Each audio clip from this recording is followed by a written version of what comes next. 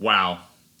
Have you guys ever had a whiskey that kind of completely upended your notion of what exactly a whiskey could taste like? Hey guys, how the hell are you? Welcome back to an all new episode of Arnold Drinks. My name is Arnold, and tonight I drink.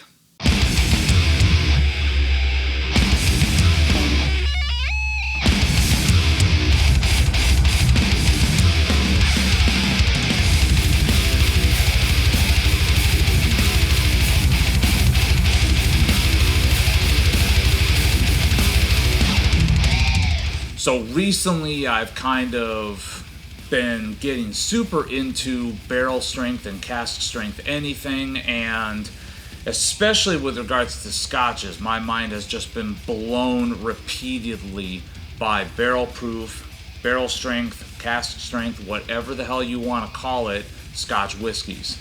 This one is one that I recently picked up at my local haunt here.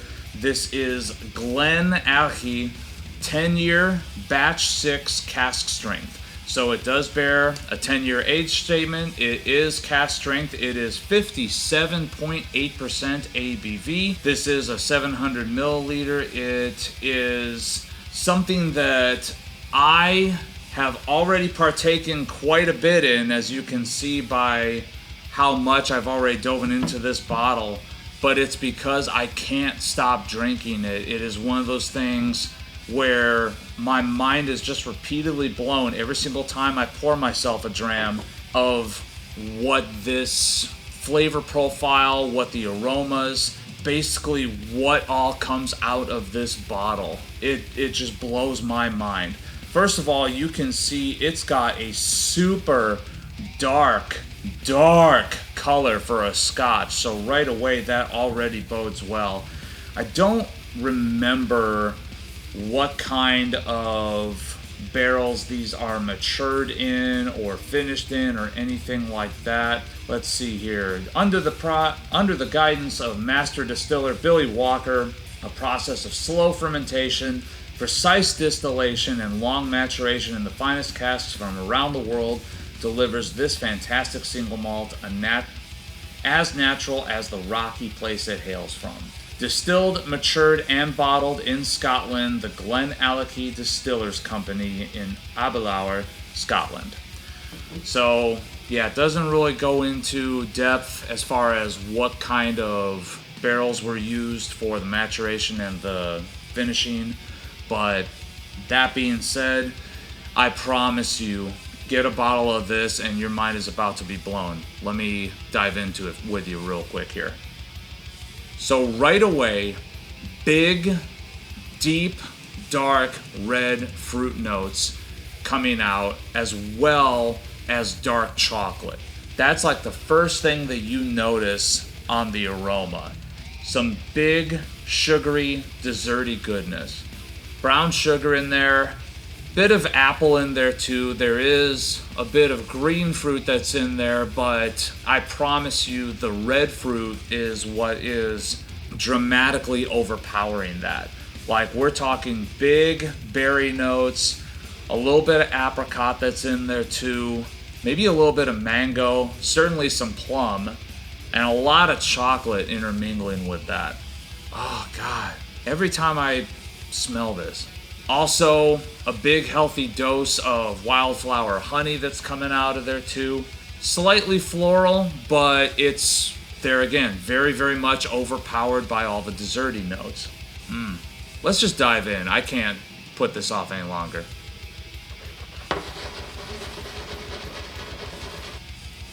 Damn. You definitely do get a bit of an alcohol pinch with it, being that it is a cask strength, but oh, those desserty notes. Man. So probably the best way I could describe this, and these notes that I'm about to tell you about were much more prevalent when I first cracked open the bottle. This being about halfway through the bottle now at this point, they're starting to ever so slightly mellow out, but they're still very much there.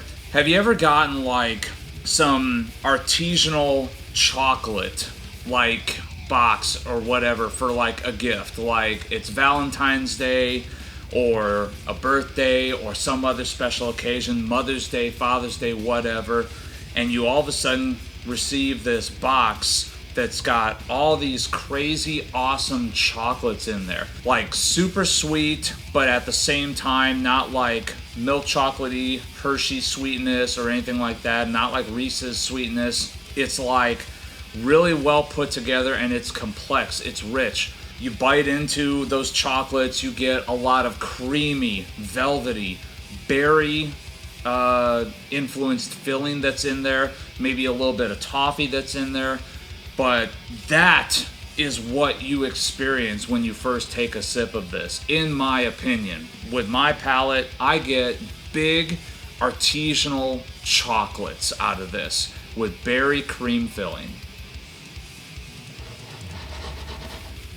So what's funny to me is that over time, as this bottle has mellowed, I'm now getting some slightly different dessert notes. There's a bit of honeycomb that's in there, a bit of toffee that's in there, a real buttery kind of toffee as well too.